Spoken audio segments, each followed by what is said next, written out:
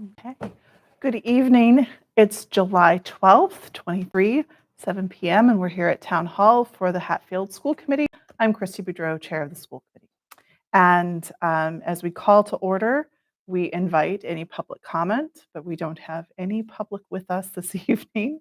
So we will move right on to our mission moment opportunity. So a little chance to speak to why we're here. Does anybody have a mission moment they want to share for the summer? Ms. Petra. I'll share one for the very last day of school. I don't know if it's been a tradition, but one of the things that happens on field day is a lot of the teachers will take pictures and photographs of the kids engaged in field day. So Mr. April then creates a slideshow. And on the very last day, the entire school meets in the cafeteria to see the slideshow, which he puts to music. And what's absolutely adorable is the kids, almost every single one of them, singing at the top of their lungs to every single song as they're chuckling and laughing and oohing and ahhing at all their classmates from participation in field day. It's absolutely heartwarming. Oh, that's nice. And very fun. And a great way to build community. Yes. Part of it. Any other mission moments to share?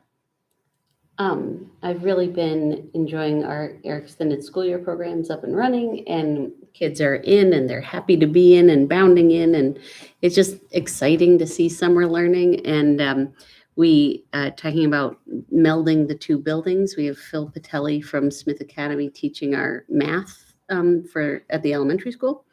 And so it was fun to see him doing his thing with the elementary kids the past couple days, and it's nice that he gets to preview them as they're coming up. So that's been great. And outside of our windows, you were being modest, but we have all sorts of plants growing all over the place now at the elementary school in these colorful bins and things. And the STAR program, next week's theme for their work is gardening. So they'll be in and out of gardening. So it's exciting. Nice. Any committee members? Okay. So their consent agenda has minutes from June 12th and May 23rd. There may be one, I think there's probably one slight edit, which Yes, it is on the June 12th on the attendance. It's missing Adam.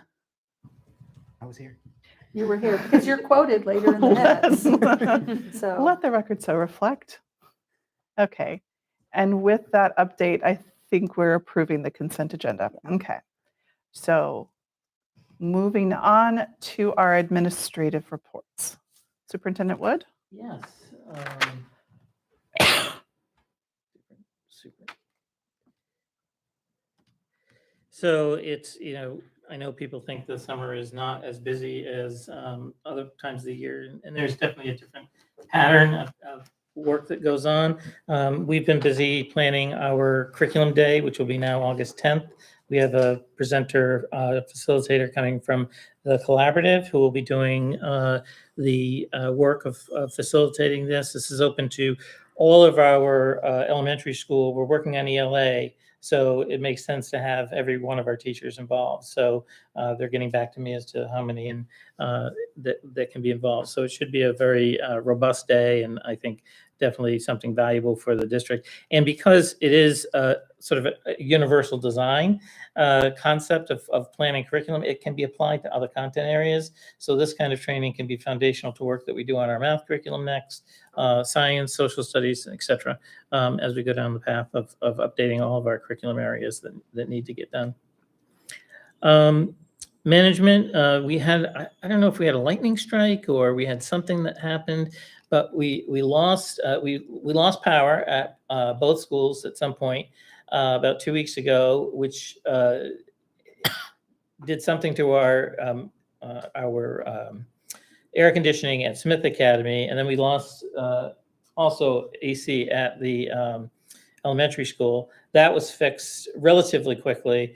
On the Monday we got back on the July 3rd, and then the Smith Academy was a little more involved. It was related to power, but they had to rebuild the computer system, and it took about 4 or 5 hours, and they did that on Friday. So we had like a gush of cold air. It was embarrassingly cold for some reason on that Friday afternoon, and so people were definitely enjoying it, but definitely it was problematic, even at being as cold as it was. It was mighty hot before that. It was mighty hot. It was sweltering. It was a little humid. That's, I think, same power issue knocked out the pump at the field hockey well. So we had essentially, and we didn't know it, and so we had maybe a week and a half that went by. It did dry out a bit, but then of course we had all the rain, so which was good. But we did get the pump fixed. It was a very minor issue, which was good, and it was just a fuse. And we're going to show our custodian staff how to take care of that. We got notice about 2 weeks ago, I think, that the phone system at HES was not compliant with, I say, recent regulations. It's the issue is that you have to be able to, the law, which I think was passed in 2020, has to be you can call 911 from any room in the school, and they can. So that part we have. What we did not have at HES was the part that they can identify the room number. So I don't know if anybody in 2020 was notified. We were not notified until this date. I think they're doing an audit across the state. So we will rectify that. So we had a part of it because we had a recent event that told us that we had it, but they can't. And that may have been what sparked the knowledge that it didn't have the room number involved. But we'll get that fixed as soon as we can.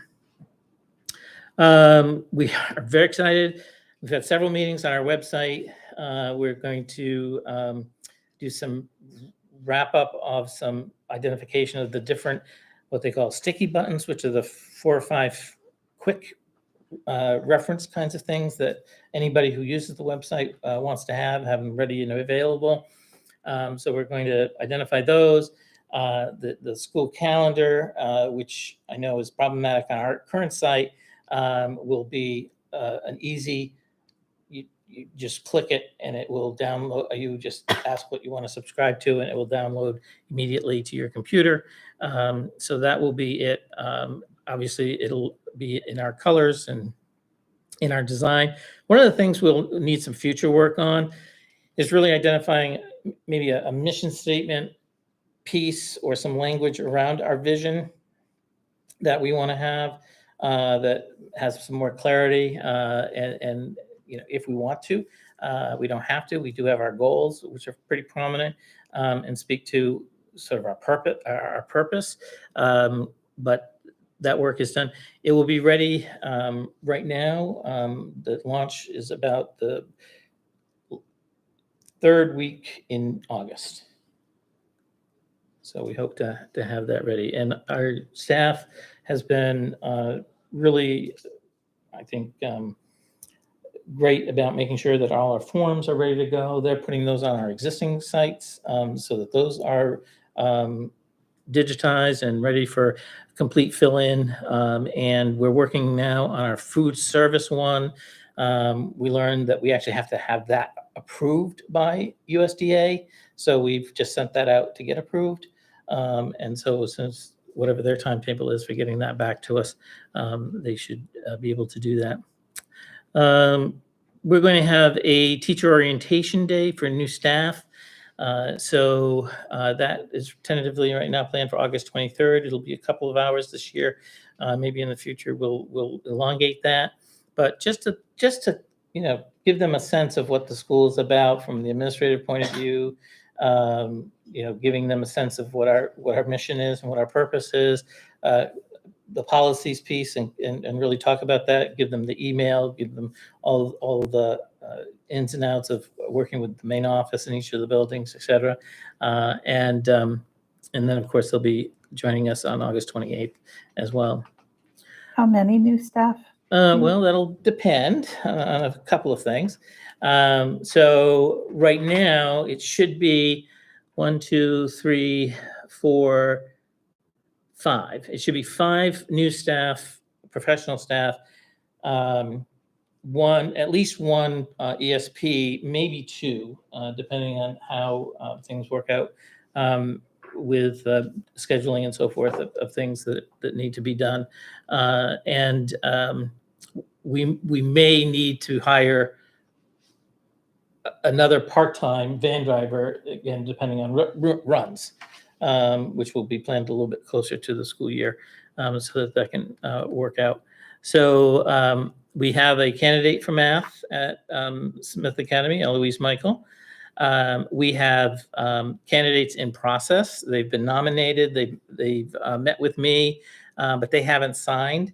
So I don't want to give out their name yet, but they're in process, and we're hopeful that everything is to their liking and that they will sign and they'll get back to us soon.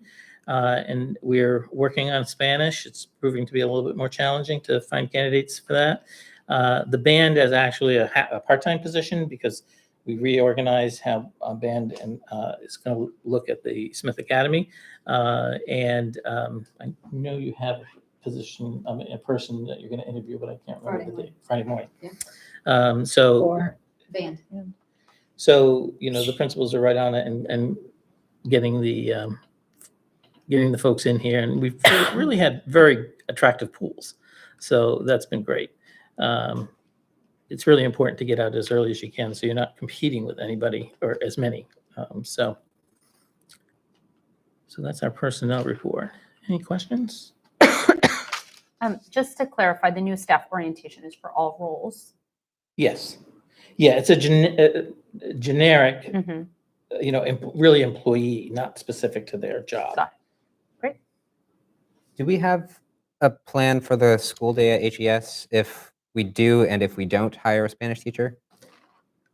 Yes. Okay. I mean, it's all about schedule. So we're working on that. We're working through that. Okay. That's her favorite thing to do is scheduling. So she's going to have plan A, plan B, plan C, plan D. I have a plan B. Okay. That orientation for the new staff, might there be an opportunity for maybe the chair to come in and say hello Oh, or? absolutely. Yeah, we'll do that. We can do that for that Or day. any And of also on our the- district day, it'd be nice to have the chair come in and say hello. Would be happy, or any of the school committee members, just to, Absolutely. we used to do kind of a meet and greet at our August meeting with new staff. We'd have like a 15-minute, half hour before our meeting officially started where we'd Oh, have nice. like cookies and Yeah. something to drink, and we'd mingle and meet the new Did you have staff. to bring the cookies? Great. No, I didn't bring the cookies. Okay, just checking. See, But see what the standard is. that's only happened when there's been a number of staff, staff yeah. like this, like Right, this is right. 5, and it's a little awkward when it's 1 or 2. Right, right. Did you want to mention pickleball has returned? Oh, yes. Did I skip over that? Well, I don't know if it's returned as of yet, but we did have a meeting with the pickleball, is it club? Organizer. Pickleball enthusiast. And to look at Dr. Driscoll, Christy, and myself, to look at location at the Smith Academy. It would be tangent to the parking lot, really right at the end of the baseball field, or beside the baseball field in that section there. And so, we need to do all the engineering. We need to do all that piece to make sure that it fits and it works. Obviously, there's some steps relative to our abutters that need to take place, conversations that need to happen with the select board and yourselves around, whether or not you want it there and on the site. I mean, certainly the tennis courts and the pickleball courts will be a great boon to our wellness program and our physical education program.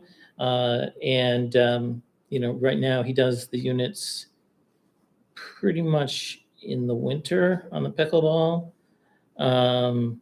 So, it'd be nice to be able to get outside and do them out there as well. And I have a draft MOU that I've shared with Christy and Dr. Driscoll so that we can have that and take a look at it. And, these are things that we talked about that would have to be agreed to before we'd agree to actually housing it there. We wanted to clarify some of the things like long-term costs and maintenance. And just sort of making sure it was really clear, not only getting it built, but seeing it through for the long haul. Because, I don't think we want something that just gets abandoned when, Craze it's is over. pickleball may be forever. I don't want to diminish its That's what happened shine. to the old tennis ball courts in town, which they Yeah. were Yeah, just they got- abandoned and awful. Like Grand Canyon Yeah. going across the thing. Haunted. So, right. So I don't think we want haunted courts. Right. Sitting by the parking lot. So we're just investigating all that up front so that there's a plan for that and a cost center. And all that's really clear, not only for us, but for town, that it's documented, that the neighbors can see, which way the lights are going to shine, whatever. And this is it's like the plateau kind of between the parking lot and the baseball field. Is that so? That's where I was told in capital planning that's where tennis courts were originally supposed to go 40 years ago.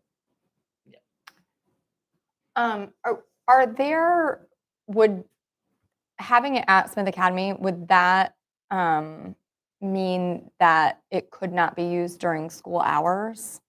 So that's one of the things we had long conversations about. I think that what we would expect is that we would have first dibs on the times of the day that we would be using them, but that we would allow them to be used because they are far enough away from the building. We can, it would be great to get the entire back field fenced off, but maybe we could have directional fencing so that it looked like it was all fenced in so that people knew they couldn't go onto where our middle school might go outside for break after lunch and that kind of thing. But we would make it known that they could, with good signage, that they could use the courts during the day. And the walking path is open during the day, right? Well, we had originally said no, so that would be something we'd have to reconsider. I think they're talking about sign-in so that there's always a way to know who's on the court or who has been on the court. Because there's like a check-in process that's digital that school would have some visibility to. Right. So these are the things that are getting ironed out in a memo so that before it comes to a vote, it's clear so that everyone kind of has a good understanding. Because I think long-term, that's the only way it works, right?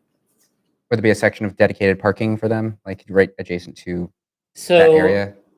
I think we need more conversation about that. I don't think we would dedicate parking to it, but there's ample available parking. But we made it clear that on event days that they would have to make, and if they had events for their pickleball tournaments and things, they would have to make arrangements with other large parking lots in the area. Okay. One of the Churches or- churches that about the property or on School Street, Maybe we'll finally get our parking lot paved. maybe, or at least lined. Hey, there's an opportunity. Are there other questions on the superintendent's report? Okay. Dr. Driscoll isn't with us. He's submitted stuff in writing. I know I sent a question and I got an answer back. I don't think I would have submitted the question had I known he was already out on vacation. But I will share that I asked him how students were going to learn about the changes in course offerings because there's, if there's new music offerings, for example, if students have already signed up and scheduling has begun, how does that work? And I think there would be communication going out in August. So I think there may be a couple different new offerings coming their way. So more news soon. But they're finalizing what those courses are as the teachers not yet final, right?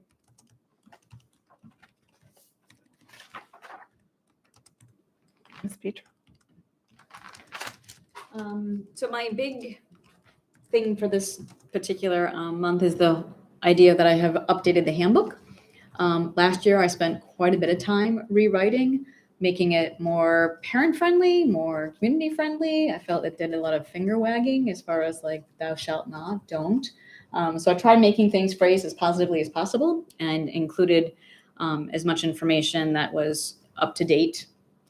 I did add the three different main things was a locker policy, a cell phone policy, and truancy updates, particularly around tiered, supporting families and doing more so in a tiered way when it comes to truancy and absences.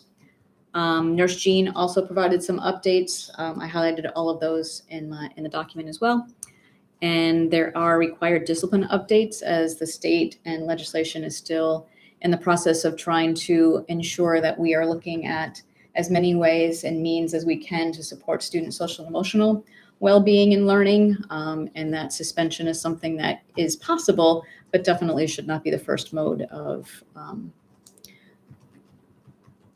it should not be the first thing that we're doing when a student is misbehaving or has broken a rule. So those are the big things that I had changed or at least updated in the handbook. Any questions about those? Yes. I think there is time dedicated to this later on the agenda. Okay. So we can come back specific to that. Okay. Anything else on non-handbook related stuff? Okay. And we'll look forward to hearing about Plan A and Plan B for specials as that gets closer. Dr. Bremner? My update was not super exciting. It was a lot of end of the year to-dos, but the extended school year program across, we have the STAR program, we have early childhood, we have academic needs at the elementary school as well as academic needs at Smith Academy, and then a couple kiddos who needed some social time at the rec camp as well. So those are up and running and being well attended. And then I'm trying to think of anything that was very exciting. We really had a wonderful pool of candidates for our school psychology position. It was very exciting, and so I'm very hopeful that we'll be moving forward with our candidate. It was great. It gave us some additional ideas. One additional idea is with this third person in our clinical group, in talking with Nicole at the elementary school and Emily at Smith Academy. And through these interviews, a question we were being asked was, did we ever have fellows or college students who are working towards clinical licensure do their internship or do their hours with us? And that's not something we've done. We do for OT. We have student teachers. We have those things, but we've not done it in any recent amount of time that I could find with our clinical staff because they've been very busy. So that was kind of a nice thing to think about, like an added thing that we're investing. We might be able to even have that investment grow a little bit more, because having students, they can do projects, small projects, big projects that we need done, and that help their learning. So that was sort of something I always learn. It's always a learning thing when we interview people as well. I always take something. So that was something we hadn't really thought about when describing it, that you might hopefully see in the future. We were able to celebrate. Thank you guys all for signing the thank you cards at the end of the last school committee meeting. So Melissa and I celebrated our preschool team in their completion of the first year with the pyramid model. So we had 5 staff complete all the e-modules. And then we had 3 staff complete the inclusion workshop series. 1 staff completed the BERS, which is the behavior tracking training, which Melissa is considering expanding as we're looking more at positive behavior systems for HES. And then both Melissa and I, as you know, did the teapot training, the observation tool. And of our action items, we made progress on all of our action items that we were looking for or achieved them. So we were really happy with that work. And I met with the coach this week and started setting some initial plans for the preschool, and this is expanding with the kindergarten next year as well. So that's exciting. Not in this update, I met with the CPAC last night, the CPAC leadership. So hopefully doing some fun things and things that are important to them in the next year. And then this is not exciting, but just for your own understanding, the way we do our grants, so the way I do the 2 IDEA grants and the way Melissa and Connor do the title grants is different this year. It's a whole new system that they've done. It's a whole new website. It's supposedly going to be great and effortless. And I went to an hour-and-a-half training today, and I'm not quite convinced, but we'll see how it goes. I do know that it will be. We really had to do it twice before. We had to do it in an Excel and then put everything onto their system and also upload that Excel sheet. And now this is all in one system. So that part is appealing, but we're all learning. So hopefully that goes well. And they've released the grants earlier than they ever have. So hopefully we can get those done. I know I'm trying to get mine done in the next couple weeks. And last year they didn't even release them until school started. So. Deal. Questions? I have one. It says that you completed educator evaluations and ESP evaluations. Mhm. Are you doing only the special ed educators and ESPs, or So what does that encompass? So we divided up, so everybody completed all of theirs. So I do the related service providers, but not the clinical staff. And so I do OT, speech, those folks. And then the specialized program staff, so STAR, and then our inclusion specialist. And then the special ed teachers at Smith Academy. So I meet with the principals every year. We did it, and preschool. I had preschool this year, but she had preschool last year. So we just meet at the beginning of the year and double check, who's going to be leading a lot of the work with who, so that we're connected. And then I do all the ESPs except for the kindergartner ones, because they're not under special ed. They're the general classroom ones. Thank you.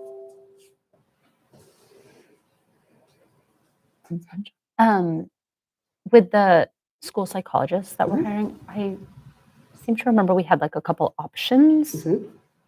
Are you able to tell us which option it is, or are we still too early in the hiring process? So it was interesting. We did have some people. We had at least one person apply for for the 3 options that I posted.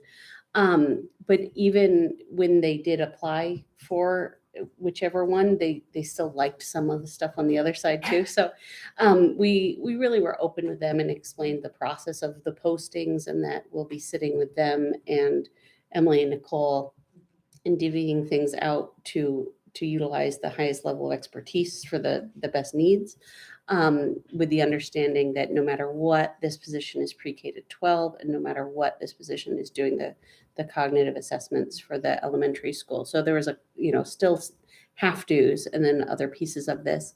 Right now, I'm really excited about our candidates' credentials to do significant testing, but also some in-house diagnosis that we haven't been able to do. So I'm really hopeful for that. That's too soon to know. More to come. More to But follow. they're all great candidates. Great. So. That's I'm given that really this was happy the to hear spot we that. thought we would Yes. have the hardest Well, time filling. and until we that's- have it signed. It's not done. I get you. Other questions?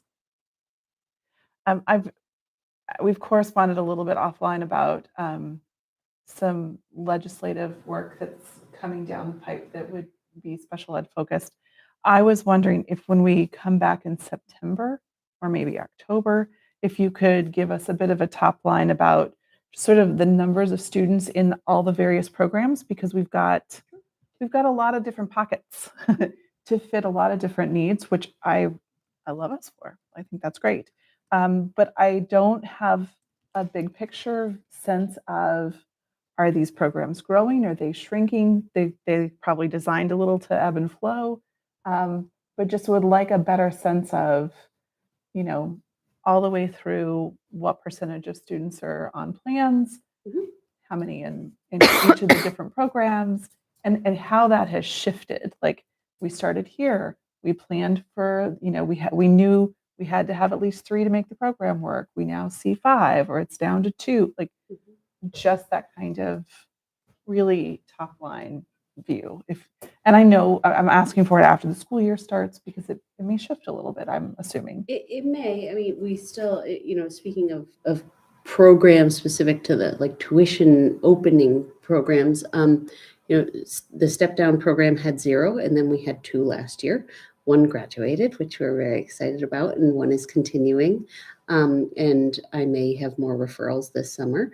And then, and in that was more of a specializing of supports in place, so that we didn't have to hire anybody for that specifically, unless that child needed it, and then that was added to the contract with that district. For our STAR program, it has continued. We do have younger students entering it, so there'll be 4 and a couple that are maybe associated but not spending a significant amount It of doesn't have time. to be a pop quiz today, and I know No, you but- know it all off the top of your head, and that's those amazing. 2 I really know. But yes, no, I certainly can. And to your point about the legislation, the collaborative is putting together a letter. So I saw Sherry emailed about that, so I was like, okay, there we go, we're covered. So Sometimes more is more. So even Mhm. when they do it, it's worth putting in a little, Yep. like, by the way, this is coming, and we support it, or we don't. Yep. The case may be. More money for special education always sounds like a good deal. Collaborative is working on having a small group. One of the board members kind of initiated working with a couple of the staff members on specific legislative topics, and to work on advocacy for this in ways that all the member school districts can become more advocate Plug in. for this. Mhm. So they're going to work on providing us with detailed things as they come up during the year, and potentially template letters to send in. Okay. There's one piece about the district improvement plan check-in that I would like to hear someone speak to. And I don't know if anybody else wants more notes, but where are we on enrollment? How go our school choice numbers? So they had not changed from our last, so we were at 35, I believe, total. I only know of 1 student that's moving out of the district. So unless, do you know of any changes there? Yeah, we've had 2 students in grade 5 leave. I think we knew about that in May, though. Yeah, Yes. So Oh, okay. since then, But since then, no. but since then, no No. changes. No change. Okay, and then, One more then, that's, okay. so, and we have, and we, we may want to examine this again, depending on, as we get closer to enrollment. We did have another student, a family applied for school choice for kindergarten, but we were already at that limit. So this is a waitlist student. So if, the numbers look a little bit differently, we'll be able to accept them. But right now we have a waitlist student. All the letters went out All the letters notifying went out. people. Mhm. and we did have what ended up being new school choice for 11th grade, but already had been a resident. district, They right. wanted to stay as school choice. They moved out of the district, so But their school choice Applied came back. back. To Yeah. stay. Right. That makes sense. And I did send out emails. I had a few folks talk to me in the spring of the different services and things like that. And some were from quite far away where that had family members in town though.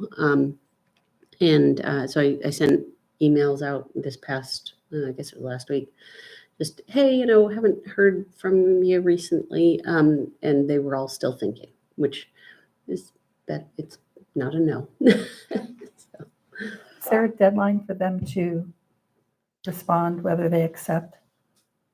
They have to respond by August 31st for those letters, but we are open until 9/31 for 9:30 for new school choice seats that we haven't filled. Okay. Anything anyone else wants to bring off the district improvement plan update? I'm just wondering, do we know how many new students we may have that moved into district that will be new students to us in the fall? Yeah, I don't have that information as of yet.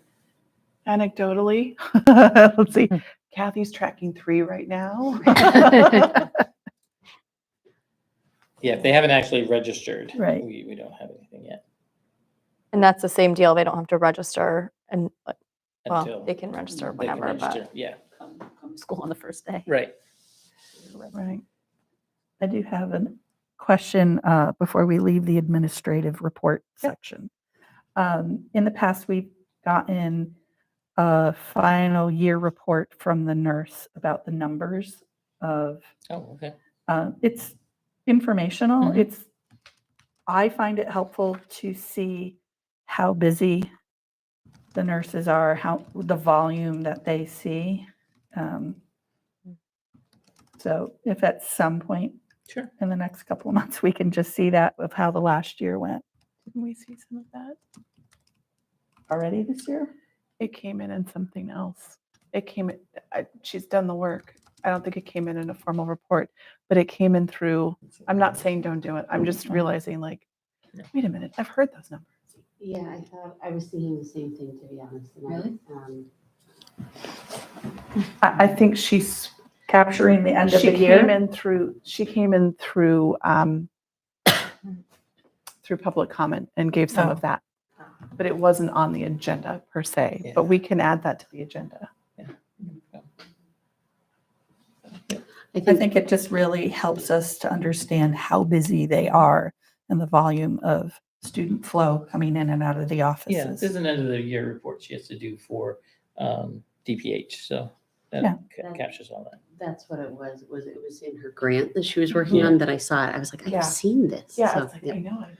Yeah. Like, So because the I work remember is done, thinking, yeah. wow, that's a lot of visits. Yeah. Yeah, I'm always surprised that the number is as big as it is. And the percentage of kids who go back to class is very high. Yes, Which is good. Like a little yes. moment of pride. So we're going to table the budget transfers because we have Yes. staff out. We have staff out. So the letter of interest for the solar project at Hatfield Elementary. Yes, so this is, I think I've mentioned it in my reports, Superintendent Communications previously. So this is the same company that has done work at Smith Academy. And there is a grant that from the legislature that's still in the mix, in the grind of budget development. This would essentially allow us to start working with this company to do the prep work for that grant. And there's no money outlaid. We're not being charged for anything. And it also essentially then gives them the permission to do the solar work as part of that grant. So it would obligate us to work with them should we get the grant. Correct. Is there any reason we would not want to work with them? I don't think so. They've been really good to work with relative to the project that they did at the at Smith Academy. They provide the information on a timely basis. They're, we talk monthly about the results that we get. I've been very pleased. And the grant could potentially completely replace the roof Correct. and add solar. Correct. Wow. I didn't know I could get excited about that. Yeah. but I know. Adam has a thought. And just, is it, like, we've done work with these people before and we're happy with the system that's with the county, but is it worth inquiring with other companies in the area that would also want to work in the I could confines of the Sure. grant? I mean, I could certainly do that. If there's a better proposal for the town, for the schools, that way, I don't know. Yeah. I mean, free is pretty good. So if we didn't get the grant that covered it all, Right. we would no longer be beholden to. Correct. We wouldn't be doing solar. We would, because we Would- can't do anything with a roof project. Would they be writing the grant? No, they will not be writing the grant. They've made that perfectly clear. So they want us to sign up, but we still have to write the grant. Yes, they're going to assist with, the necessary technical information, but And as I understand it, town has said that the school committee needs to approve this as opposed to town approving. Marlene, the town administrator, has said that the school committee has the authority to authorize engaging with them. I I think understand. we probably would need to go back to the select board should there be a solar project, Okay. because that's a change to a building that the town owns. I know that they're chomping at the bit. Yes, they are. Is there a timeline for when the proposal would go in? I don't know specifically because none of the Because the grant has money's been. not actually Right, allocated. they haven't published anything relative to the grant. I think they had hoped that the grant funds were going to become available, or the grant specs were going to come available sometime in September. And then people would buy for the grant and some sort of decisions would get made by somewhere between November and December so that projects could get going in the spring. Is there any possibility that this partner would drop us in terms of they would not choose to work with us if we did not move forward until, say, August? Oh, I don't think so. Okay, I'm just Yeah, looking for what is the window of time if we did any other exploration. yeah. I mean, I don't want I to don't know what will delete. change between now and August, but yeah, I hear you. So I'm hearing a committee member say, is there anyone else that might be a viable Mm-hmm. partner that we would explore? Particularly because the grant would be coming to us. The grant wouldn't be The going. funds, correct, the funds would be coming to the town. Can I just clarify like what we're even talking about? Sorry. Sorry. So there is a grant that will pay for Maybe. maybe there is a grant Maybe. that is a thought, Right, and it would pay for our roof and a solar project. correct, And we will write for this grant. correct.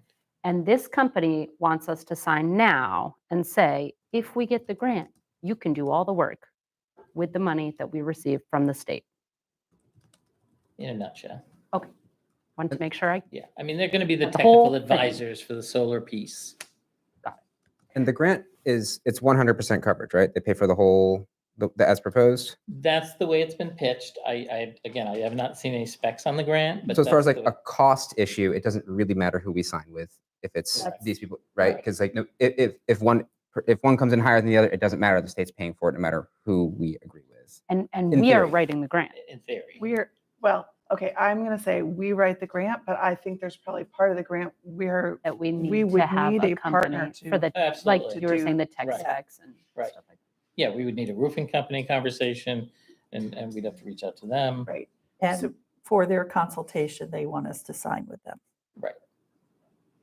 And the problems that we've had with the roof at HES is mostly because of this membrane, right? Correct. That was faulty. And that is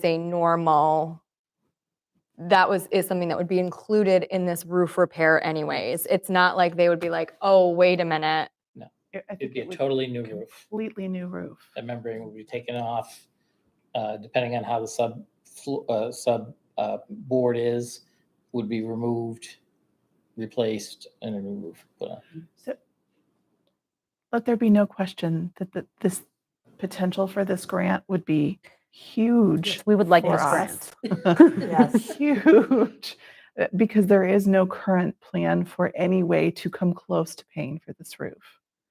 There's just, it's not in our budget, it's not in the town budget, short of something miraculous happening that Mm. I don't know what that would be.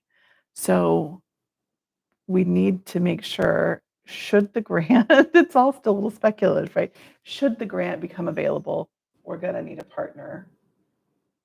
If we need to do more exploration, I think we've tried to reach out to other solar folks before and not really had a lot of Correct. interest. Yes, I have reached out to a couple. Nothing's come back because the grant isn't out there and Right. they're not sure what kind of commitment they'd be making. And this company approached you. Yes. And they're the Because one they had we've done already the been work. working Right. with. Right. And it's like a one-stop shop, right? Like they do the roof and they do the solar. No. We need a new roofing company. We would need to write the a grant. roofing, Okay. we'd need a roofing company and we would have to reach out to somebody to help with those roof specs to be able to do that. And, So- and I'm assuming they will help us make those connections and be a partner in that. I might ask them that really soon. Yeah. Right. If we need to then find a second. When is this grant due? It's not It doesn't exist yet. It doesn't exist yet. Yeah. Grant Oh, is we're the thought. real. Yeah, we're real. Oh, sorry. I missed They're, that. they're lining up their workload, Ah. Yeah. essentially. And the administrative team would be the team working on the grant. Yes, I would. That. With the The solar unicorn company, grant. Right. Yeah. the roof company So that we don't know about. it's a lot of hypotheticals. However, I kind of understand from their perspective. It's like this big pot of money may open up from the state that would allow them to do a lot of work, and they want to have projects lined up. Yeah, that's essentially what it is. And given our need, we would not mind being at the front of that line if even remotely Exactly. possible. Right. Which I got to tell you, Even the which would be thought my of number the one roof. reason to go ahead and say yes Yeah. to this, as opposed to having them wait longer. If they had been a mediocre partner, then, Right. but it sounds like they've been a good partner. On the financial summary, it's showing block 9 and block 10, and percentage of usage on each is 40%. Does that mean the solar panels are only going to provide 80% of our need? Up to the, I don't think that's exactly what that means, but those are the two categories of performance that the grant is looking for Okay. when they make the proposal for whatever they put on the roof.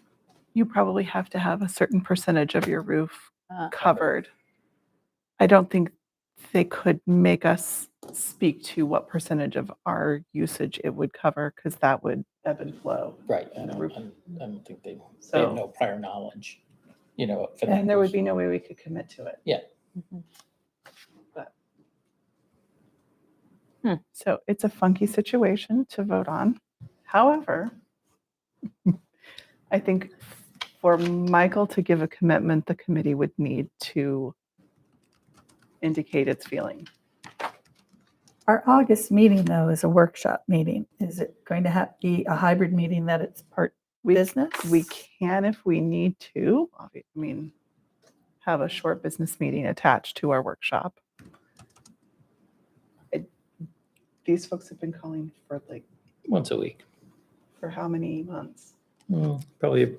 Probably all until about 3 months.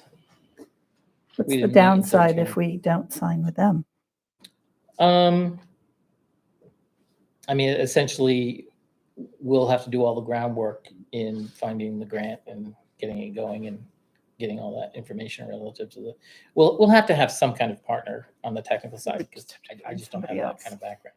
Sounds like they're going to be partners with other folks as well. Oh, I'm sure. We'll have And multiple which means projects. they're going to be well versed in the needs of the grant information. Yeah. Do you have the information that you need as far as like estimates for the roof replacement?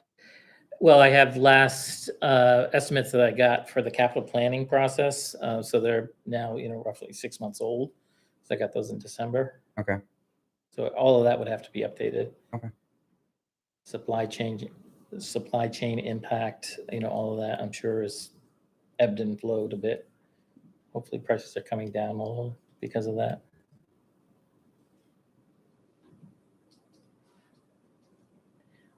I personally don't see a big deficit for making a choice to sign up with someone. I do see an upside potentially to make sure that we're on the list. Should the unicorn pot of money and grant become available? The grants form. So and it is there comes to- any penalty if we sign with them now and then opt out later? Is there a,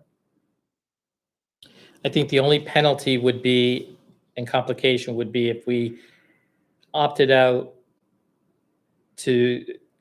for some reason not to work with them, but go ahead with the grant anyway, and then brought in and the another grant's solar tied project. in with them? Yeah. If we got the grant and they helped write the grant, I think we We're obligated. would be now. obligated to Okay. work with Yeah. them. Does the obligation only go so the grants are for this coming year? If the state renews it and does another year of, Mhm. of accepting grants, do we have to re-opt with them, or does it kind of does it That- sunset? That's a good question. I don't know what the answer to that. Because it doesn't exist yet. Yeah. We could put in our motion a sunset, Yeah. which I- would tie you to telling them, I- saying, yeah. we've got a 1-year shot at Mhm. getting this done. Right. There is a point at which if we become really challenging to work with, Right. these folks are going to have plenty of opportunity Yeah. elsewhere. So just, I might also fill up their appreciate that we're schedule. already working with these people. Yeah. We're already working with them. We're having a positive experience with them. It feels nice to have all of our solar projects with the same group. I think just like that appeals to me.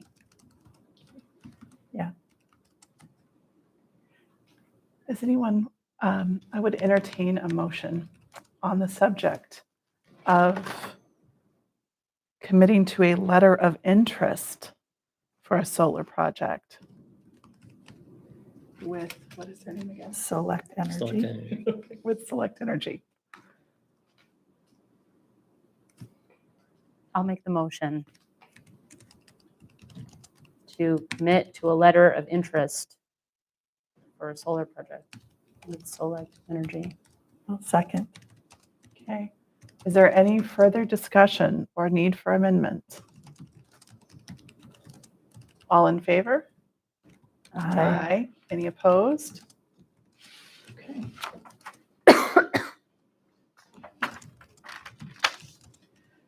So there is a list of surplus items available, including a card catalog file, a big file cabinet, a small file cabinet, and specifically 11 Government in America books, circa 2011. By our policy, we vote about moving surplus stuff out. Is there anything there that is sellable? Card catalog. Maybe. Cool. Is it, Certainly, it's is it almost metal or is antique. it It's wood? metal. It's still, I'm telling you, you can get money for the card Yeah. catalog. It's true. It will replace those 11 government books, I'm betting. It would be nice to see us move that or put the file cabinets up for free or whatever. Waiting to see Smith Academy pop up on Facebook Marketplace. Really would be kind of fun. Side of the road. Put them that's at the end of the fine. driveway. That's what everybody else in town does. Free. Christy's But it gonna pull up and take the card works. catalog. Hey, if I had a place for it, my husband would be thrilled. But I think that's all outlined in the policy that we go through all those steps because the policy committee did a very thoughtful job. Is there a motion to move out these 4 items per policy? So moved. Is there a second? I'll second. Adam, all in favor of allowing the surplus items to go to their new destinations? Aye. Any opposed? Excellent. Find happy homes. We'll Good luck. find out what happens to that card catalog. So next up in our evening is the superintendent evaluation. Are Oh, we excuse me. taking HES handbook up tonight? It was That written was- in amongst the administrative reports and I, Oh, it was separate in that. yeah. Yes. Sorry. I No, defer the I order to the appreciate- chair, but I just appreciate wanted you to bringing that ask. back up. So I, for some reason, thought it was like when I flipped the page and then I flipped the page and I forgot. So squirreled, thank you. Let's go back to the HES handbook. So opening up the conversation over the HES handbook, I just want to ask, typically when we have changes, if there's some substance, frequently we have a conversation the first meeting and then we come back to do a vote at the following meeting, just because it might help the conversation. I just want to see, is there any detriment or hiccup if this got approved in August instead of tonight? Okay, so I'm going to suggest that we have a conversation tonight and then we come back. I still want to have the conversation and then come back for the vote in August. And that way, if the community has strong feelings, we have an opportunity to hear that. So with that caveat, let's talk about the handbook. Let's. Do you want to go first, Gab? You said you had comments or questions? I did. Gripco's is spelled incorrectly. Oh. It's with a K, not a C. That's very minor. Just don't want them to see it and feel slighted that we don't have their name correct. The section on, it's fully highlighted. I guess it's the truancy. That, So page 11. yes. It doesn't read very clearly to me. Okay. I'm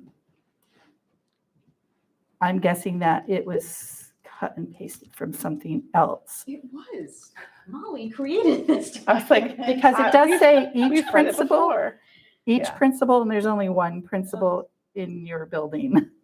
Unless you have something to tell us. This is why it's helpful to have other eyes, Yeah. because sometimes I read through this and I reread through this. Long. It starts to Correct. Yep. So thank you, yes. Well, that's, again, each principal, but, okay, yeah, And- yes. And so then the second sentence is, if a student has 5 tardies or absences, a letter will be sent to the home of the student and we will implement. And is it, Could be any of those, yes, it's almost like a menu. Yeah, that was a question So, that I You had. know, Yeah. because, there are so many different reasons why students are going to miss school. And there are times when there are legitimate things where it's an actual, it's easy to say, okay, that's totally an excused thing. And then other times where it kind of gets gray and it's not so clear, or some of them are really clear and others are not so. That gives us an opportunity to be able to provide support depending upon what the situation ends up being. so maybe if that sentence was more complete, we will implement actions from tier 1, and then tier 1 is listed. Which may include or whatever. Which- yeah. Yes. Take out the library Yeah. bunnies. So as sad as I am that the library bunnies will go away, yeah. Yes, I will, because that's what the academy. Or get your own library bunnies, one of the two. Well, I know, you're right. I did some of my own. Yes, okay, yes, I can definitely. And so then Thanks. the second one there is, if a student has 8 tardies or absence, we will send a letter home to invite the parent guardian in for a meeting to discuss. And implement possibly any of the following menu, yes. Yes. We'll make that more clear, yes. And that's the second letter. Yes. So maybe it could also say, we will send a second letter home, If there are 8 or more yes, yes. because then Yep. it's indicating that first letter was already sent and that action was done. Okay. Same with it. And then the 12 or more, Yes, again, right. clarifying that. A third and final letter will go home, at which point we will Yeah. mandate. have a meeting. Yes, then it won't be, yes. we will. Sounds like a very gracious offering to come in after 12 absences. We'll invite you in. All right, well, yeah, still trying to be, Polite. we gotta work with them. Before I move on, did anybody else have anything on that section? Yes. Yes. Okay. Let's stay with the section Okay. for. Go ahead, Christy. I think mine is just a general. You did such nice work making sure that the tone was very reader friendly and parent appropriate. I just think you might want to take another look at this section and give it that same review. Okay, Just because there are things in here that I still sound finger waggy? no, it's not so much the finger waggy, but I'm like, some of it I'm not sure it's parent language. Okay. And you could remove the library bunnies. Right. Yeah, Yes. yeah. I know, those poor bunnies. Yeah, I'm wondering, I know a lot of this is state mandated. Is that where we get 5, 8, and 12 tardies or absences? That's our own choice. Yes. Why 5, 8, and Yeah, 12? what, Because by 5, you figure that's a week of school. I mean, the law states Mhm. that there's, I think that it's, can you scroll up? The law is really specific about the amount and percentage of times a student can miss school, with 93%. I don't know what that, No more than 7. no more 7 absences in a 6-month period. So the fact that if someone's already at 5 unexcused absences, that's, for some families, they might not even be aware that number's already gotten to that point. And if we're already stating, if the law states that 7 or 6, is it 7 in a month? 7 in a month or 6-month period. If you're getting close to that point already before that 6-month mark by 8, I mean, that's sure. kind of where I pulled that. And 12, I just felt like at that point, that's 2 weeks worth of school plus, and that's kind of getting close to that percentage of, so I just felt like those numbers seemed to make the most sense. So can you clarify, because when you just were talking, you said that these are unexcused absences? But when I read this, I wasn't It clear didn't on say- that. No, it doesn't say that. So that's Right. another, I mean, and I have, it's I mean, really I can just, tricky. I think for me to make this, which was pretty intense, in the same handbook as we say, any child with a rash cannot return to school before they see their family physician, feels difficult because we try to hold families to like a really high standard for not coming to school sick. Right. And But that- then the police might become involved if you miss 5 absences. These are unexcused. Right. And It wasn't maybe clear to me it's when I not- read No, and it. it's not clear in So- here that there's excused or unexcused. And you're right. I mean, you definitely, Yeah. I was very lenient when I first started because, again, Mhm. people were afraid of sending their kid in. We didn't Right. want them to send their kids in if they were Right. sick. We were definitely proponing that, yes, if at all there's a doubt, Boy, please keep your kid home. yeah. So those absences, I didn't really feel, I didn't feel the Mhm. necessary or necessity to monitor that because I knew that parents were opting to do that Mhm. for lots of different reasons, but most importantly, first and foremost, for their own child safety, as well as the safety of the other kids in Yeah. the classroom. Yeah.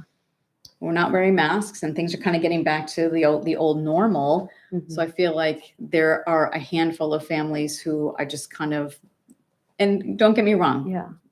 in general, most parents are not abusing this system and the absences, but there were definitely a handful that I needed to target this particularly to, so that I have a little bit more of a leg to stand on to say, okay, here's your 5, here's your letter, here's your 8, and you're going to come in, and by 12, then yeah, we're going to be definitely having a bigger conversation because it does absolutely impact their ability to, make commitments with their community, with their classroom community. And then it could potentially be impacting academics and their learning. So yes, we were having a bigger conversation as a group Yeah. about this idea of tiered supports for families. But you're right. I didn't specifically state about excused versus unexcused because Like you get the flu one time and like, right. Or even if you have COVID. I mean, right now the Yeah. DPH is still saying 5 days. So, again, yeah. unexcused versus excused, but yet I also, it's still a balancing, Yeah. do I need to come back and at some point go like, well, how do you address somebody who's got like 20 absences, but they've gotten phoned in because the kid's not feeling well, but that's still a significant amount of time missed out of So- school. So Are there different types of excused? I mean, so it sounds like you're still looking to not have the word excused in here expressly, but if they're physician provided, like, Right. what is the wiggle room so that if your kid does have COVID and they're out for Right. 5 days, they're not on absence number 6 or 7 or 8, which wouldn't be a big deal. Well, and It's- that's a piece of this. If I can jump in Please, since you yes. copied. It is around making sure that parents recognize that these are supposed to be supportive tiers. So, for instance, students who have extended absences due to illness, there's home hospital guidance, a whole separate policy from the state, but that's cited in tier 3 as, as something. And again, all of these things, yes, the SRO may come, but it's not because they're coming to do a home visit to check to see if there's anything that they could do to help or if there's an unmet need by the family. And alternative transportation. I mean, there's all sorts of lists here of things to be supportive, and the piece with all of the tiers in any model is that even if you're tier 3 and have had this many absences and we're doing something within here, you still have access to tier 2 and tier 1. So tier 1 is really all of the good stuff that we're doing for all students. All students are tier 1. We provide bus transportation. We have all these things to get them to school. But we may need to have a reminder if they're at 5 days, hey, we have bus transportation. That's a thing. This is your stop. That kind of thing is sort of a reminder of the tier 1, and then moving into tier 2 and tier 3 with more targeted needs, because the way that the policies read previously were very discipline centered, if that made sense. And the guidance and regulations are appropriately requiring these tiered spectrum of support. Yep. But that feedback is super helpful because I know that Connor is also doing some of this work in his, and it gets a little hinky with the high school because they have information around, I think it's 20 absences, they lose credit. So that's another piece to that. So your feedback now is helpful to Melissa, and we can share it with Connor. I think I'm hearing a little more velvet around the glove on the setup might help too, because your speak to is like, we want to help support families. Right. And I don't read this and Mhm. say, No, I you was want like to the help police support are. families. Right. That's not coming through. Okay. And you just mentioned that each tier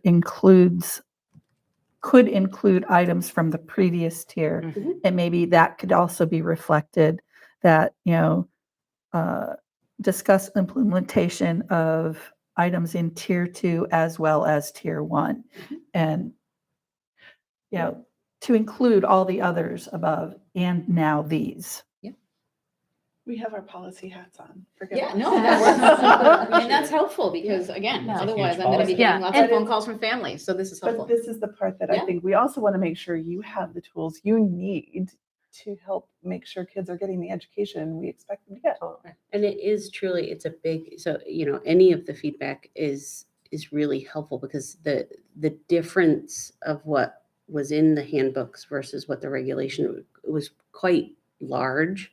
And part of why I needed to get this out of my head, I don't know, in April or something, was we were starting to get referrals through special education, but it was really like a family need that was being unmet related to absenteeism and things. So we want to really be supportive in that way. So that's when I dug into it and started to look like, okay, we do have information in the handbook, but the most recent guidance is talking about tiered, and that wasn't, the two were not meeting up. So that's why it's such a big rewrite. So we expect a lot of feedback.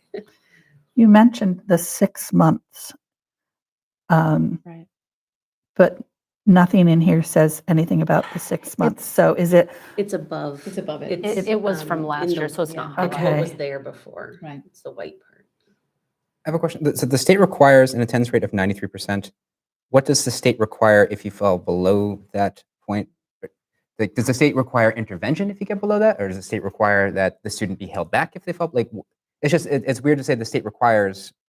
Attendance rate of 93. 93%. Yeah. It's our That's- school rating. Right. And that's reflected in our district report card. Yeah. Right. So they ding the district, Correct. the school and. Ah. If our whole student body Correct. is less than 93%, so then we, Excused or unexcused. Correct. yeah, Does does not not Any- matter. Any absences. That's interesting. And what are we now? We're 95. Yeah, I thought it was high. Good. I wonder too, just for the general public reading this, is it would be helpful to have a link to the state guidelines so that it takes it out of, here is Hatfield administration saying, here's what's going to happen if you don't go to school, because they're state guidelines that potentially will change. So having that as, and that might help frame it more as I think what the intention was, that like when we have absences, here's what we can do to help.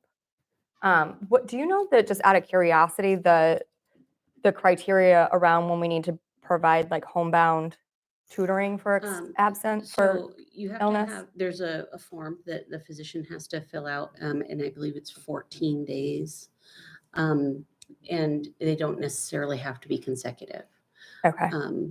And we have had students, Really? actually particularly more at Smith. I think I only had one at Hatfield in the last 2 years that required home hospital for a number of reasons. And so we set up tutoring, do different things that way. And so it's, it's seamless. It's just, we have to do something, like school is still compulsory. And so that way it's rated a different way. So.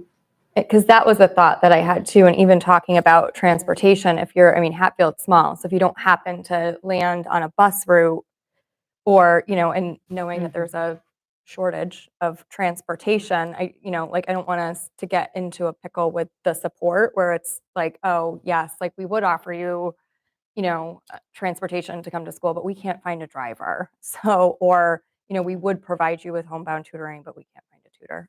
But you're setting up what my next question was, which is there anything in here that we're saying we would do that we can't reasonably pull off from No, resource this standpoint? list was made because of, these are the things we as a group have been doing roughly for the last year, 2 years. It just wasn't articulated anywhere. So what was in the handbook versus what we were doing in practice versus the regulation, what we were doing in practice was far closer to the regulation than it was the handbooks. So we've done all of these things with different families. Which is part of the reason for the bulleted options. I like the format. You like a I love. bullet. Big on a bullet. And love when I pulled this together, I gave all the links to the regs Yeah. are on the document I shared to Melissa and Connor. So I'm not sure how they want to work that in, but. We can add that. I don't know, too, back to what Becca had said, I don't know if it's helpful somewhere to describe for parents excused versus unexcused absences so that the handbook doesn't come out and there's not. There is like a very short line that said like, you may be excused temporarily for, certain reasons. But yeah, that wasn't like clear to me when I read this. And then, yeah, like I So said, that there's not. we also have pretty stringent like return to school, if you've had a rash, you must see your Yeah, that- physician. that kind of, And it's really hard to get into the doctor sometimes. Right, and you can't get an appointment. Yeah. So Yeah, they don't. The rash thing was definitely a weirder thing that happened more, I don't know when, but she definitely got inundated with lots of interesting And Children with rashes, My yes. goodness. Well, I think it was also the hand, foot, and mouth thing, That may have been which part of is it. very too. contagious. Yeah. So I think just labeling it rash rather than that. Speak to Well, the next rash. You don't coming know down the until you pipe. don't know. You know, not at all. All right. Had a fun 3 years. It's really helpful to hear that it was not coming across as supportive, because that was like truly the shift we wanted to Right. make. So we're gonna have to It really needs- come it back. It needs a came little- across with you talking. Yeah, Yeah. it needs a little softening in the words Okay, can do. or the setup of the words. Um, Are we moving on? I'm okay to move on. I wanted to briefly talk about cell phones and iWatches, which is page 23. Oh, we're moving on in this. Oh. I'm sorry. We skipped other things. Okay. I did, but did Okay. you, I mean, Well, I think I said my piece about the was there more? school nurse. Oh, okay. That's we can go back. We'll talk about this. So can you, forgive me, I should have looked this up and I didn't. What was previously said in the handbook about cell phones? And Nothing. Nothing. Not a thing. Okay. good catch. Do we have any policy about devices? I can't Not off. think of one. I can't think of I don't- anything. Not district wide. Is there anything in I don't remember anything in the Smith Academy handbook about this Cell yet? phone, There- yes, there there is, is. yes. There is? Yes. They're way more, and they're very lenient about them. And I'm not, for me, it's not about trying to, I understand that some classrooms, more in the second floor, particularly fifth or sixth, definitely sixth, utilize their cell phone. Sometimes kids were asked to actually, if they needed to look up something, could do that. Clearly, that can't be a general thing all the time because not every student comes in with a cell phone. And but more importantly, more specifically, it was around this notion of I want to make sure we're being really clear with children and students that they're not to be on, they're not to be used unless a teacher's asking them to. But more importantly, they're not taking pictures or videos of their friends because that's something else that I just don't. It's a slippery slope. I just don't want to start having to have to deal with. But if it's definitely a policy that states that, not to mention the fact that, and I haven't, thank goodness, there's no wood to knock on. I haven't had any issues with any parents calling me saying that their student's cell phone went missing, was damaged, or was broken or stolen. So this past year, that was not a problem, but it had been in my previous district. So the fact that I want to make sure that families are well aware that it's a risk if they're having their child take it, that they need to understand that's something that the student is responsible for. That's not something that the school is responsible for. So hence just putting this together to make sure that we're clear that they're okay to have. I understand that for many parents, they want to make sure if the kid is riding their bike home or if they're at work and once they get home, they want to be able to call or if there's a problem. I get that. I understand that totally. But I do have a couple of times that, kids actually started calling their families during the school day. And, I'm like, that's not really what the phone is for. That's not what the iWatch is for. If there's anything that's really important that families need to be contacted about, they're going to hear it either from Nurse Jean or from myself or from the office. It really shouldn't be from their own child. And the other way, where parents have texted the kids during the day instead of calling the office. So a child knows that they're going to a friend's house or dismissed, but we don't. So Problematic situation. So Um, it was more about wanting to ensure that we are providing, in friendly reminders. I mean, it's not like we're going to confiscate. I'm not asking kids to put them in a certain place. I understand after I had a conversation with Dr. Driscoll about how, for the most part, once school is out, these kids can walk around even at the end of the day and be on them. At the end of the day and walking to the bus line, there are many kids who their phones are in their face. So there's a part of me that's like, do I tell them they can't have that until they're on the bus? Then they shouldn't be using them on the bus. Do they know not? So just trying to begin to set the stage for some parameters and some boundaries around the cell phone for families who are choosing to send them to school. Just kind of felt like it was timely. So is it Heads Up that's running the Wait Till 8th campaign? They were at one point, yes. my understanding was that was something that was started before I came, and I do remember hearing a little bit about that. It lost steam somewhere along the line. That may have been with lots of different administrative people sitting in that office, but at the same time, again, if kids are walking home and parents are at work, I mean, I understand It was pre-COVID, I think, too. some of the younger kiddos having them. However, again, But the research hasn't changed from COVID. I don't know that I'm comfortable with teachers suggesting kids use their phones in the classrooms. That's not a good equity thing, It is not. especially in the elementary school. I mean, once they're at Smith Academy, I think it's a different conversation. But I mean, we've been talking about buying more Chromebooks and all the kids have access to Chromebooks. I think it's more important for equity to tell the kids, oh, get out your Chromebook and let's look this up, rather than Grab your phone. choose Okay. I don't want to say privileged ones, but the ones that have the phones could make the other ones that don't. And for families who are trying to wait, Exactly. because there's good research that supports waiting longer before kids are on social media in particular, it helps support that. Right. Without diminishing the possibility when they get out at the end of the day, they still can see the text from the parent or whatever. It would also help support your desire to make sure they're not taking photos, and if there's just an absolute, they're not out. Just out of curiosity, what percentage of students do you think are bringing phones to school? Probably half, Really? I would guess. I think, I mean, as You've a, talked to second graders all the way up have them. as a fifth grade parent, I think by the end of the year, my son may have been one of the only ones without. And I think there maybe was one or two sixth graders without. So it My particularly sixth grader did not. I know that they were one that did not, but but fifth and sixth, I would say like And as young 90%. as second grade? Yeah. Oh, for sure. This year there Definitely. were. I can because I heard about it at my house. Did too. About such and such had a phone. So to clarify the handbook, are we also suggesting that smartwatches are not allowed to, they must be in your backpack during the school day? Because it's cell phone / I would prefer smartwatch, but I agree whatever. with smartwatches. Yeah, it's no brand. Is it more around the Do notification? those also need to be put away?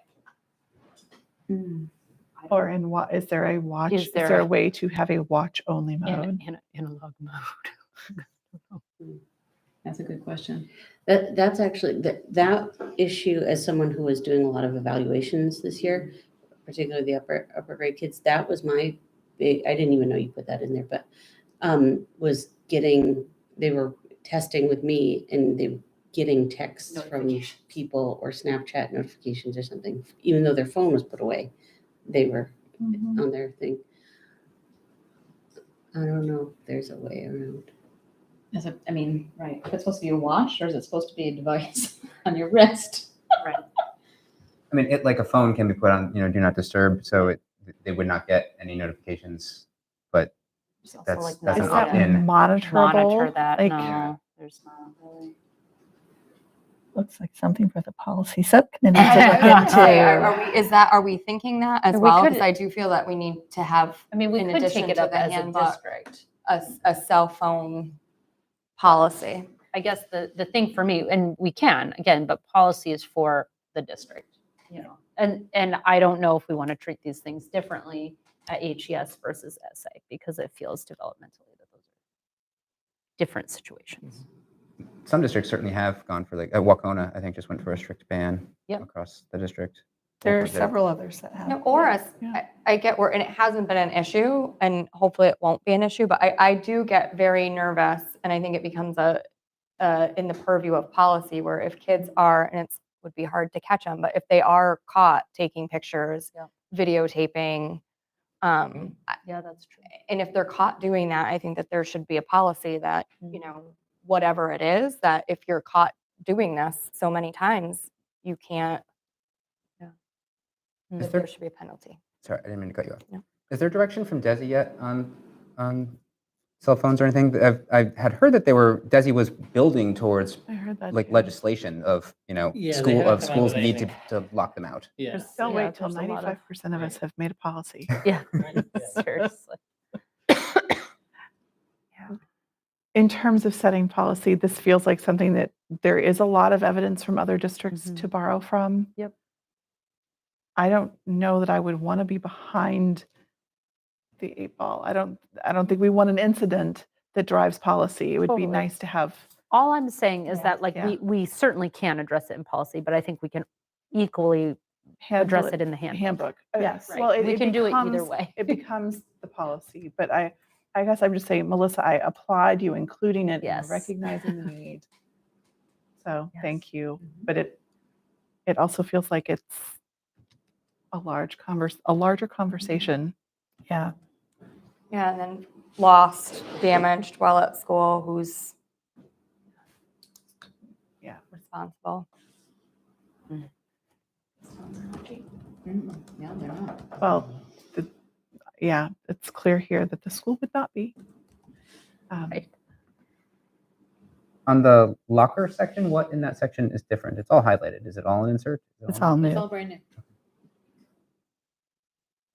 There wasn't anything previously about lockers. This past spring, there were a lot of students on the second floor who were putting sticky notes on the outside of the lockers to their friends.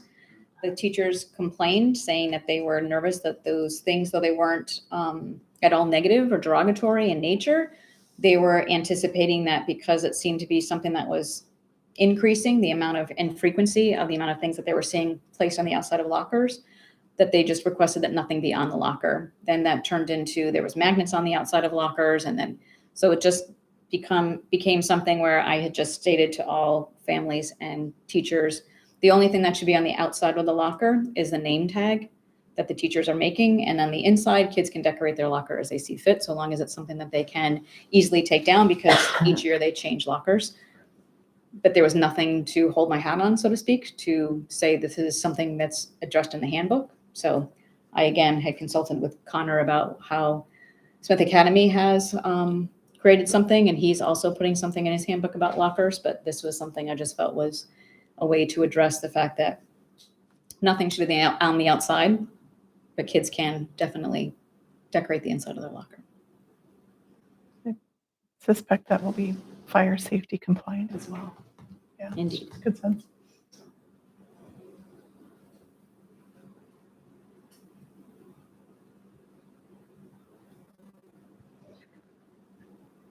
In the somewhere past here, but you put in there about parent-teacher conferences, and you put the specific dates in there. Yes. Do you want to force your hand that you have to update that section every year, or do you want to just put in there just like, it will happen in 2 days in October, and we'll let you know through another. It's always been that way, that they were already always specifically specified. So yes, I know that every year I'm going to have to change the dates. Okay. But thank you for noticing.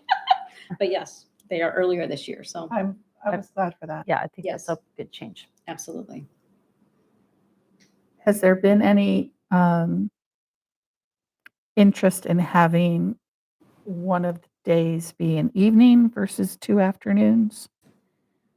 I don't know if that needs to be a union. It would have to be. That would be something that's in discussed with the union. negotiations. Or that could be, that'd be Change great. working practice. yes. I just know that for some families, it's difficult with working. I think Zoom helped a little bit. Is I Zoom think- still an option for? Always, Oh, okay. yes. We definitely want to encourage face-to-face, but absolutely can accommodate that for sure. Some teachers are very anxious to have Zoom.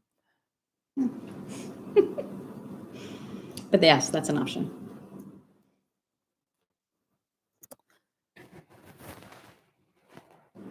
Can you top line how the suspension language has changed?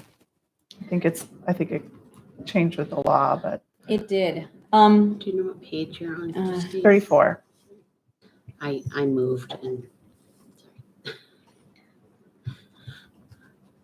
That's a lot of pages. So, So the thing that I highlighted is basically just the new language, and I definitely took that off of, I mean, literally cut and paste from the Department of Ed. I prefaced the beginning part because it seems to be a moving target. Some of the language and some of the requirements that DESE is stating in relation to discipline procedures. So if we will always be following whatever is current as they are updating and changing things. But again, first and foremost, we are mandated and required to consider ways to re-engage the student in the learning process and shall not suspend or expel unless alternative remedies have been tried. That is definitely in the language. So, if a student is, has an outburst or is loud or something, but then within 5 or 10 minutes becomes regulated and is calm, they can be back in the classroom doing what they need to be doing. There might be some other form of consequence or some other kind of thing that I might need to get the behaviorist and interventionist involved. But suspending the student because of that might not necessarily make the most sense, especially once they become calm and regulated and can be back engaged in the classroom. So that's definitely a change that had not previously been something. I mean, if there had been that type of an outburst, that may have definitely been more of a, yes, we're going to go right for an in-school suspension or maybe an out-of-school suspension. But the state is definitely wanting to come down on ensuring that we are trying other remedies, that we are trying to include students and trying to work with our professionals in our building, particularly around behavior plans or other ways of getting kids to understand their behavior so that it minimizes disruptions to learning for other kids. Because ultimately, research is not showing that suspension is actually curbing any of that. More importantly, their behavior is not changing because of it. So we are really more obliged to trying to find other ways to support students before those types of things happen and helping them understand those in themselves to help them with managing their feelings.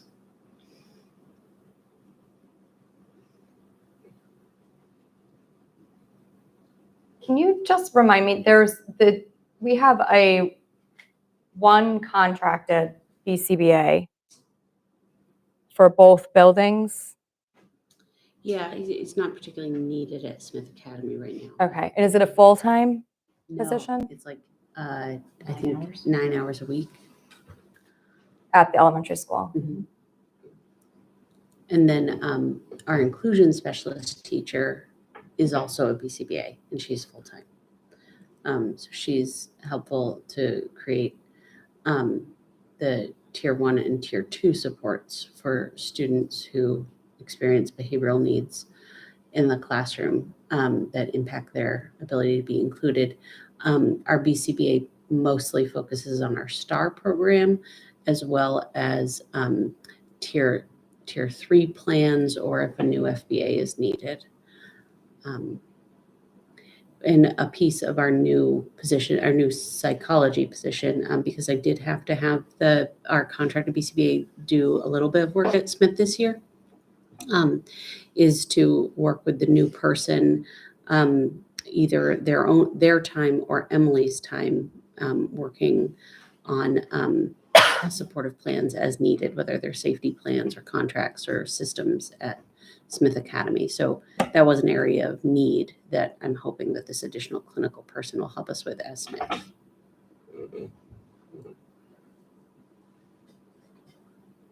And then we also contract with Frank Robbins 1 day a week, and he's pre-K to 12 as our autism specialist, but he does a lot of consulting around behavior. So right now, it's the BCBA that you contract with that does all the district FBAs. Yes. Would the school psychologist, would part of their role be in FBAs, or they would just be For writing behavior support plans? For Smith Academy, potentially. I always want to match the person with the best expertise to the need.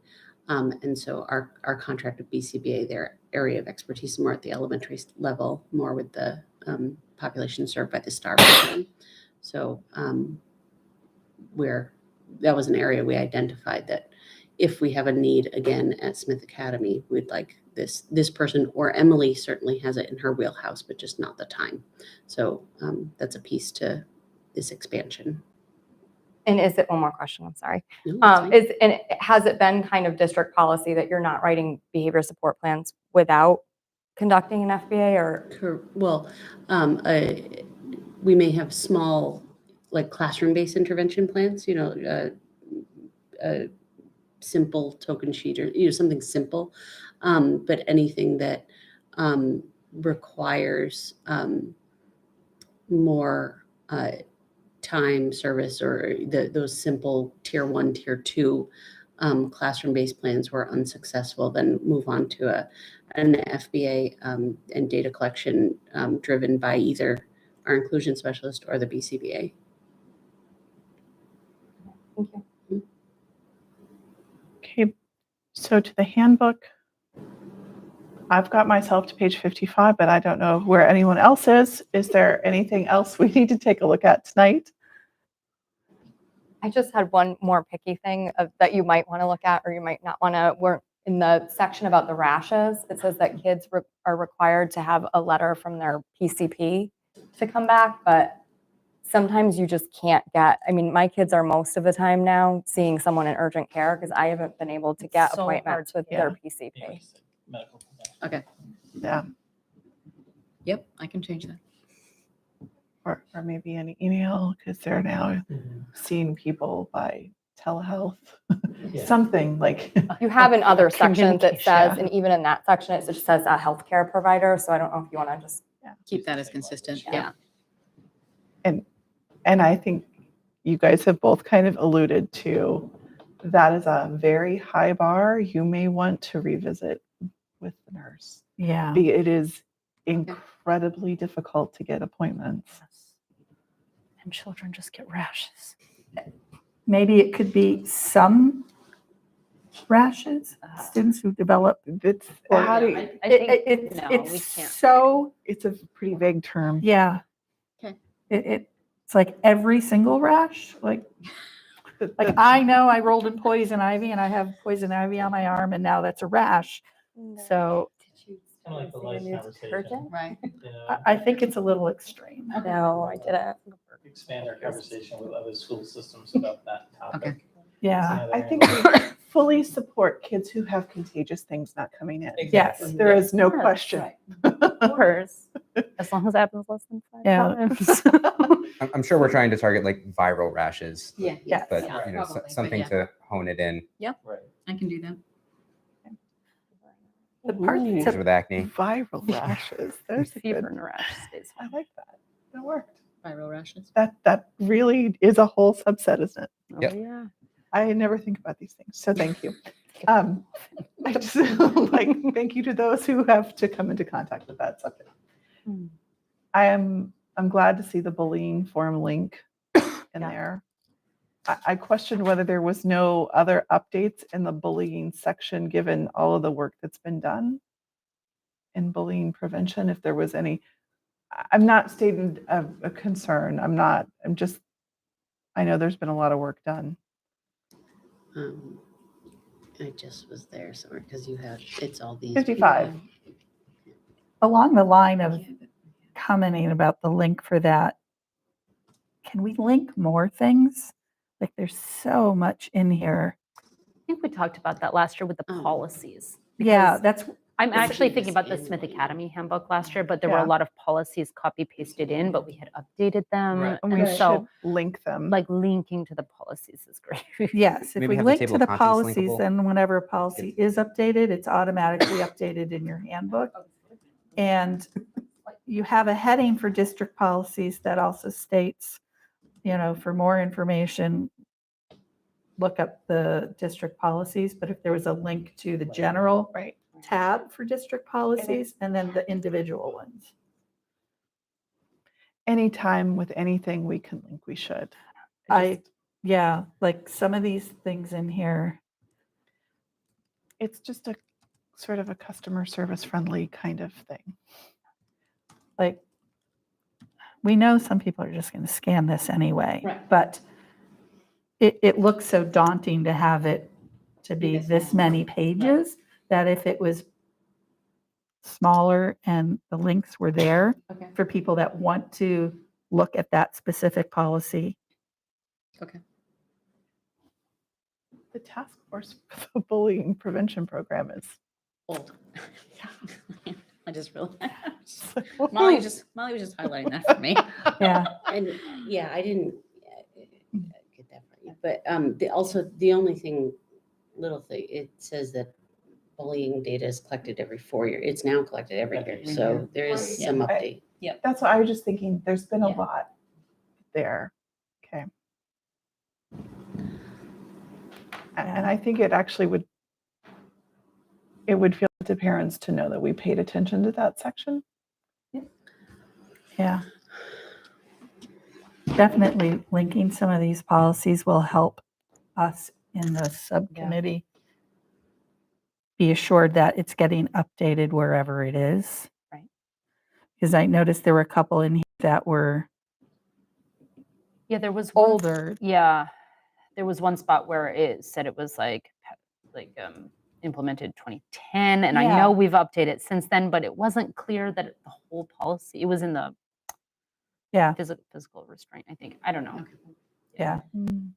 I know there's some that I know it's been updated since then. so I just want to make sure that the correct version is reflected.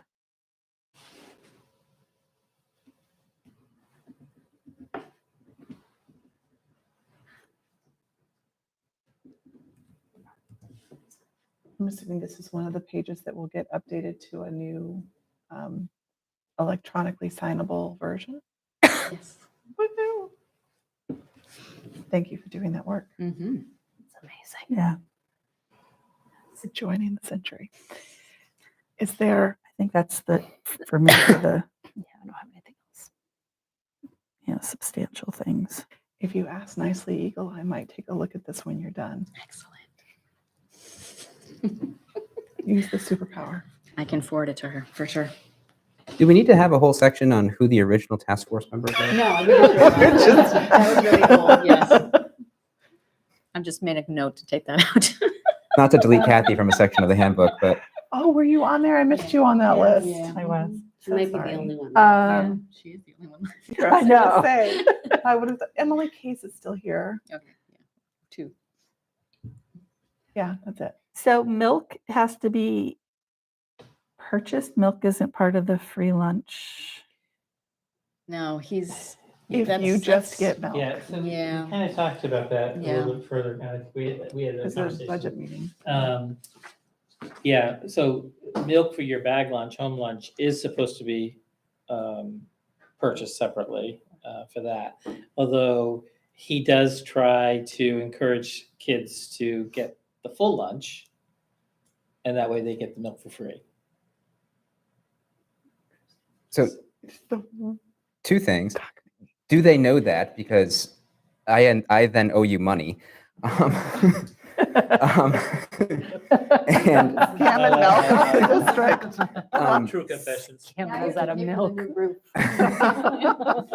And can they literally track like how many milks, like kids who get the meals but say like, I don't drink milk. Like, can they be like, okay, we've sold 75 meals today, but only 50 milks. We have 25 milks available. That have to take the milk. Yeah, they they're have not to take the allowed milk. Yeah. They're very strict think And about you it that. has to can't do you with the can't have state like a guidelines tradesy for- table Yeah. because of allergies and everything. Right, Right. Right. right. I mean, common sense does not apply here. Wow. But I think This that's has So to it do with the just dictates waste. reimbursement. Has to It's do like with it's the like the reimbursement, state right. regulations on reimbursement. And and they're very strict about the regulations. very strict. Yeah. Has Very to pull strict. me off. Well, even Part is not. even though the school Does the lunches bagel are go with the meal? Do you free, think it goes with the bagel? I hope we continue to really push for people to fill out the lunch I'm gonna get forms. a free milk. If they really understood how much it helps the district Right. overall, Right. and that it's not just about them. Can we call it something else? Yes, and that there needs to be, and John and I actually had a conversation about that this past week.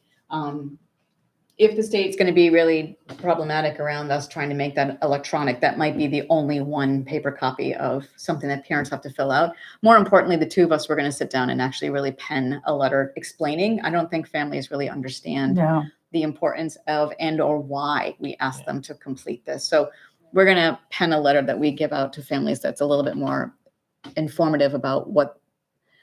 First of all, I don't, and I think that's another piece and onus about why families sometimes don't want to fill that out is they feel like the classroom teacher is going to know my financial information, the principal might know my financial. We don't know any of that. It truly only goes to John, and it's not like it's suddenly like you get free and reduced lunch and you don't, but you get free. And there's no that's not how that works. But I think that families get nervous thinking that too much information about their finances are shared with so many different people, and that's not the case. More importantly, our Title I money comes from a lot of that. I mean, there's so many other things and benefits that we get if parents do qualify that this district benefits from. Right. The kids do as well, but no one else knows about any of that. So we're in the process of trying to draft a letter that accompanies that to hopefully encourage more, because we really have not had a high number of families returning those. So can I ask, when we send those forms out, how are families expected to return them? Do the students bring them and turn them in class? That's a good question. I think that's how it's been in the past. And maybe we need to think about putting in an envelope, right? I can And also so, see that being very uncomfortable for exactly. students. So- If you've got nobody in class is turning these Right, in, right. and now I have to turn in the free lunch form. You know what I mean? Like, we can think a little bit more about how to make that so it's not as daunting of a task, Mhm. or feeling like people might feel like their financial information is something that everyone's going to be able to view and I see. mean, if you're handing it to the teacher. Right, Right. exactly. But I mean, as far as, the teacher doesn't look it over and then goes, oh yeah, that one definitely will pass Totally. in. I'm going to hand this one in. Oh, that one's not, and throw it in the trash. I mean, that's Right. not how any of that works. I love the but- letter, Right. In the envelope. And an Yeah. envelope. Mhm. like a Yeah. That'd be confidential way worth- that families And can- addressed to John so that everyone knows Yes. it's Yes. only going there. Correct. So yes, That might be that's, worth a stamped envelope. I don't yeah, know. yeah. just an envelope. Yes. Years ago, it was obvious who was on free or reduced when we had the ticket system. Yeah. Mhm. And that was my big push for many years to get the point of sale systems up Mhm. so that it would make everybody on an even, And it since was we- awful for kids. right. I don't know if you guys remember going through the line, you knew, oh, they had a ticket, Yeah. or Yeah. you can't get that because you're on reduced, or Right. it was bad. But you're right. Now that the point of sale system happens and the kid just punch in a code, you don't know. Right. Right. So let's remove any further Yep. uncomfortableness for families. Is it worth, because the stamped envelopes, you would have to give stamped envelopes to everyone. I know. Is it worth It's not just having, is realistic. it worth just having a form Or that everybody has to sign and return, but you check one so that, Everybody is supposed to sign and return it, Right. even if you know you do not qualify. Correct.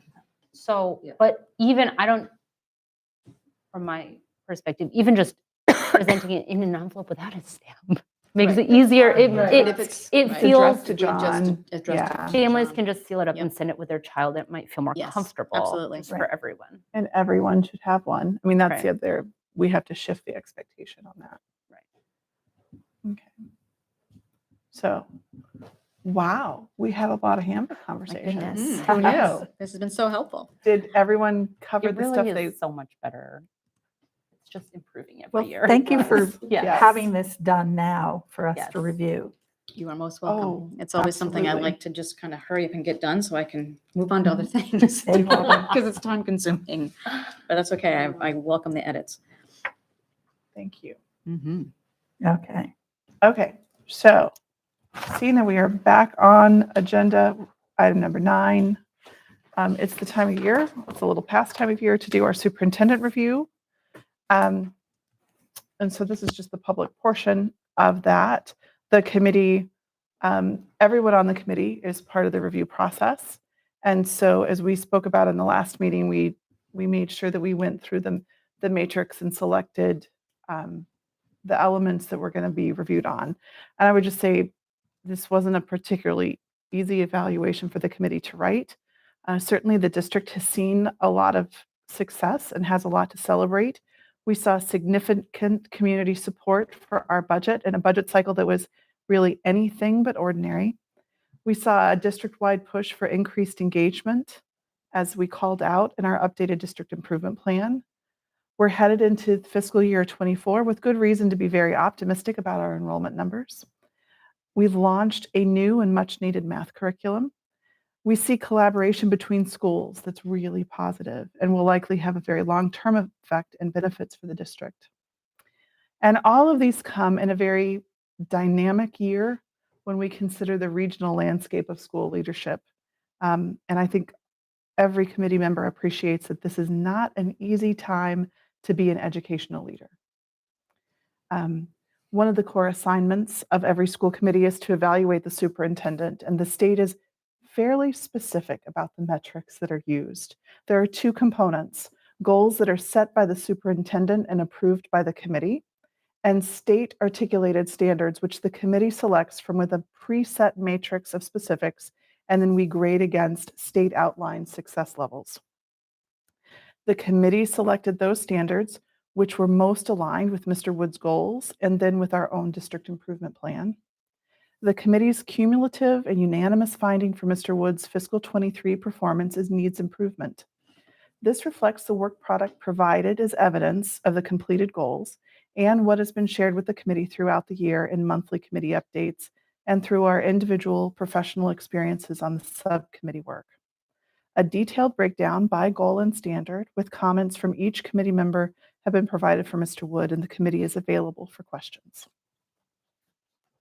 So that is, unless any committee member would like to make any amendments to the public comment. Are there any questions?